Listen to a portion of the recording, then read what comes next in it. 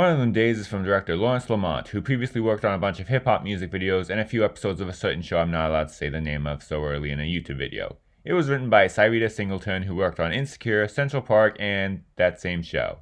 It stars Keke Palmer and R&B singer SZA as two down-on-their-luck roommates. SZA's boyfriend takes their rent money without asking so that he can invest in a sleazy t-shirt company called Coochie, leaving them behind on their rent and with only one day to scrape together enough money to avoid eviction. This is a comedy in the style of Friday, and it is funny. It's a wild R-rated run through the ghetto where everything that can go wrong will go hilariously wrong. True to the title, this is just one of them days. Not all of the jokes hit, but that's true of pretty much all comedies. When something doesn't get the desired reaction, it just goes on to the next one, which does.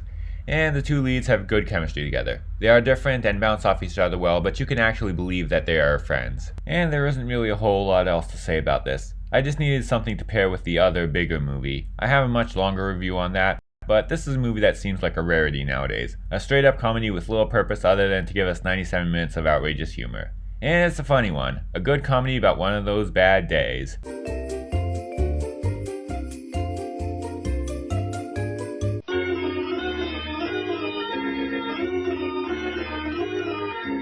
Ice Cube, Chris Tucker, Bernie Mac, Johnny Witherspoon, Tiny Zeus Lister, and Mia Long.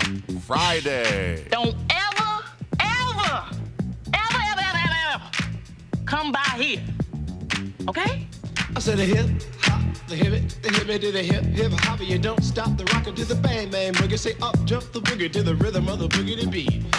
Directed by F. Gary Gray.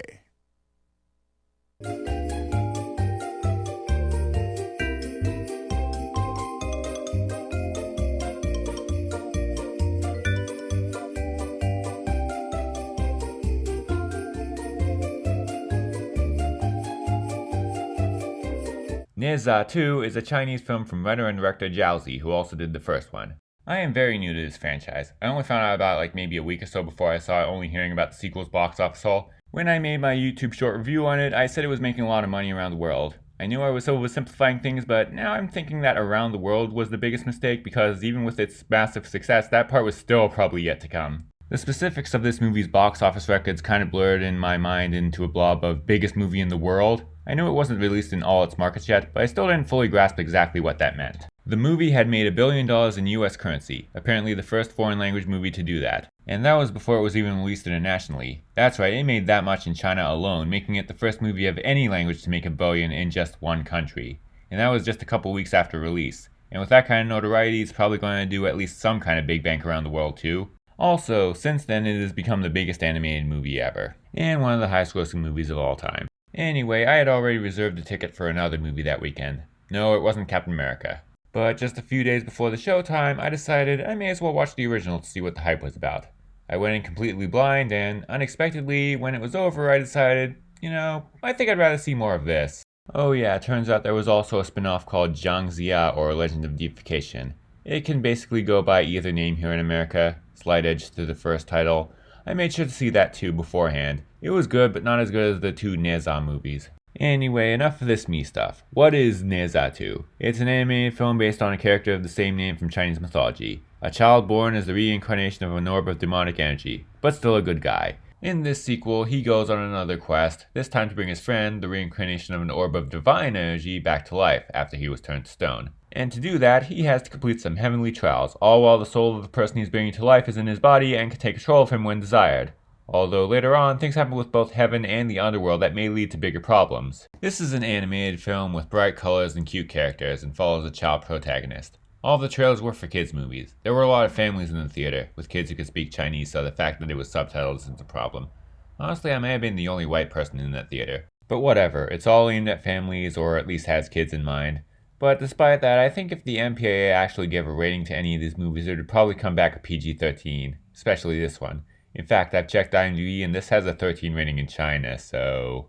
Because this isn't really as much of a kids movie as it initially seems, it's more like an anime movie that's just in a different language from Japanese and is animated more like a Pixar movie. There is heavy anime influence in the fight sequences and the way that the story is told.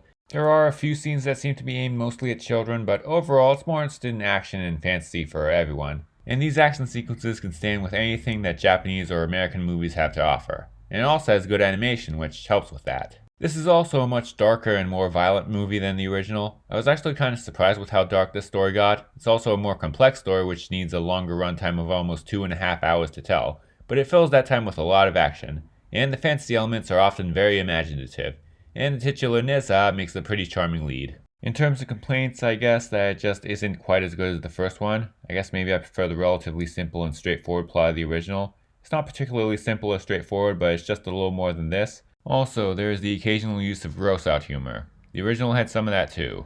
And that is a little hit and miss. One joke involving a pig's ass could have been decent, but a few farts pushed it too far into juvenile territory. And another scene involving vomit is just unpleasant. But other than that, this is still a very good movie that deserves the success it's getting. It's just another action blockbuster, but it's a top tier one. Looks simultaneously like a good animated family film and a good PG-13 fantasy action blockbuster.